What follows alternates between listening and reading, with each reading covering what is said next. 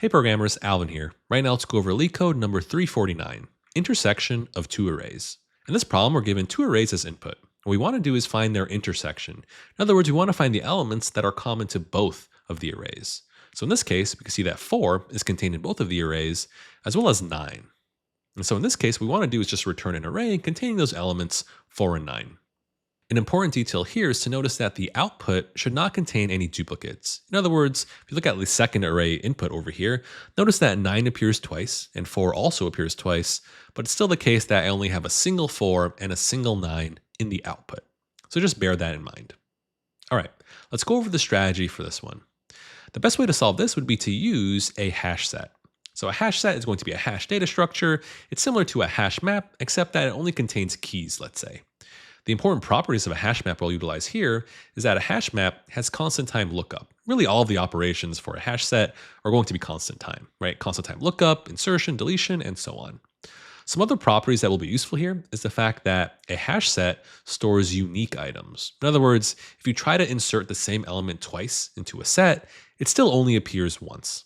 And beyond that, it's useful to also know that items in a hash set are going to be unordered. All right, let me show you how I like to solve this one. I'm going to start by creating a set that's going to contain my eventual result. And then from there, I want to just choose one of my input arrays. Let's just say the first input array. I want to convert that entire array into a set. So usually your language of choice would have a really easy method to actually do this conversion. So I convert 495 into its set version, right? And for the rest of the algorithm, I'm just going to utilize the set version for my first array. And then from here, I want to iterate through the elements of my second array. So here I have the element 9. What I can do is I can check for that element 9 in my set, right? The set I created from array 1. I can see that 9 appears right here. So I can go ahead and add 9 into my result because I know that 9 is common to both of my arrays. What's really great about this step is when you check for an element inside of that yellow set, that would be constant time, right? That's the whole reason I converted it into a set because it has a constant time lookup. So I continue this algorithm. Now I have the 4 and I check, is 4 within that array 1 set? And it is. So I go ahead and add it into my result set. Continue this algorithm. Here I have a 9. I see that 9 is also in my array 1 set. When you go ahead and try to add 9 into the result, it's actually already there, so it doesn't duplicate. Because remember, result is a set. And that means that all of the items are always going to be unique. So even if you try to insert 9 multiple times, it only appears once, which is perfect for this problem. And this process continues, right? Next iteration, I have 8. 8 is not inside of my array 1 set, so I don't add anything. Next iteration, I have 4. 4 is found in my array 1 set. And I go ahead and try to add it into my result, but it doesn't duplicate. At this point, I finish iterating through my array 2, and I can just return my result. In the context of this problem on LeetCode, you'll actually also want to convert the result back into an array, just so it matches the return types here. All right, let's go over the complexity for this one. Let's say that n is the length of array 1 and m is the length of array 2. What would the time complexity of this be? The first step we did was convert array 1 into its set form. To do that, we technically under the hood have to iterate through array 1. So far we have O of n time. And then from there, what we did was actually iterate through array 2, right? The second part of the algorithm. And that would be O of m time. So far, our time complexity is n plus m. Let's also be sure to double check any of the other operations we did during this algorithm. Something we did again and again was check if something existed inside of that yellow set, right? Inside of the array 1 set. But because it's a set, those were all constant time operations. So they don't add anything else into our time complexity. In a similar way, we also inserted items into our result. But because our result is also a set, that would be constant time. So overall, our full time complexity is just n plus m. Now let's look at the space complexity. An obvious place that we consumed space was when we converted array 1 into its set form. So we know that that's at least going to be O of n space.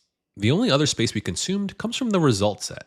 And you might be wondering, does that actually increase the total space complexity here? Let's look at an example. So I'm going to make up some different inputs just to make this obvious.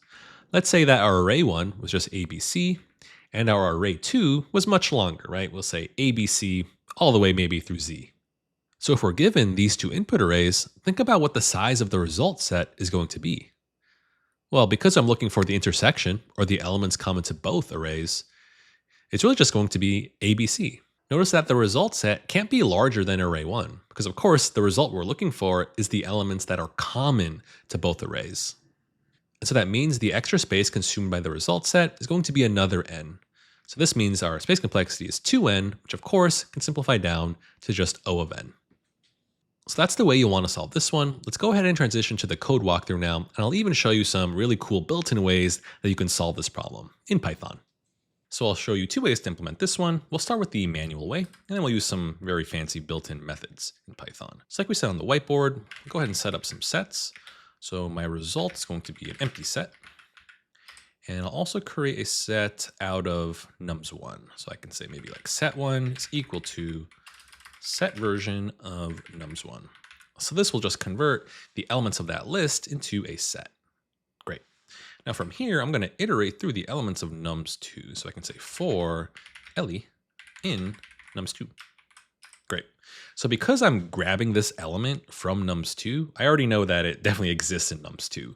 What I want to do is just check if it additionally exists inside of nums1, which I can use the set to check that. So I'm going to check if the Ellie is in set1. And remember, the whole reason we created this as a set is so that we can do a constant time lookup here, right? So if it's also in set1, then just add it to the result here. So result.add Ellie. Great. And after the for loop is done running, you will want to return your result. Here, they do want the result to actually be in list form. So I would just convert the set back into a list. So you could just pass into the list here. Great. Give that a test run. Bam, there we have it. Nothing fancy. All right, so that I think is the very manual way to solve this one. You could definitely translate this into any other programming language. I'll show you how you could solve this in some very short lines using some Python syntax here. So what you can do is you could just go ahead and convert your nums1 into a set. So you can do set of nums1. And you can also do something similar for nums2. So you now have the set version of both of these lists. Python actually gives you a bunch of different set operations. What you could do is do intersection on both sets. Intersection is just a single ampersand. So that's intersection. This would be union, right? So we'll go for the intersection here. Obviously, this will give you back another set containing only the intersection. Maybe you want to see that. I'll just print that out. So go ahead and run that.